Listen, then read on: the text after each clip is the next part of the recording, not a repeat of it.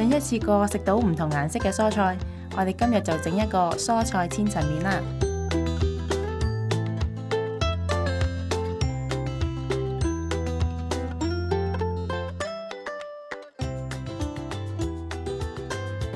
將所有蔬菜切成細粒，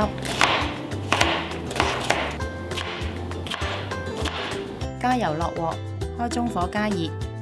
炒香洋葱同埋蒜頭，等到洋葱變軟就可以加入紅蘿蔔、脆肉瓜同埋茄子丁炒勻，再加入番茄粒、月桂葉、少少水，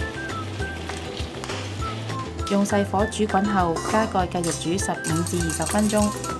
期間我哋可以將焗爐預熱180度，大概20分鐘。蔬菜煮熟後，拎走月桂葉，然後用鹽同黑胡椒調味。喺鍋中加少少油，我哋先鋪上一層蔬菜醬汁，然後再鋪一層千層麵，重複以上嘅步驟，逐層排列。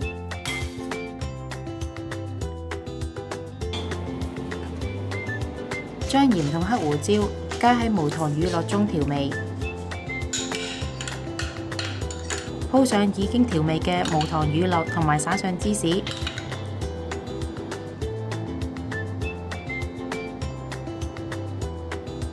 蓋上鍋蓋，保持內餡濕潤。我哋入焗爐前，先將黑色嘅蓋頂拆走，咁我哋就可以用鍋蓋代替錫紙，放入焗爐用180度焗25至30分鐘。跟住拎走鍋蓋，再焗多5至10分鐘，至到表面嘅芝士變金黃色就完成啦。鍾意我哋條影片嘅朋友可以 Like、Subscribe、Share，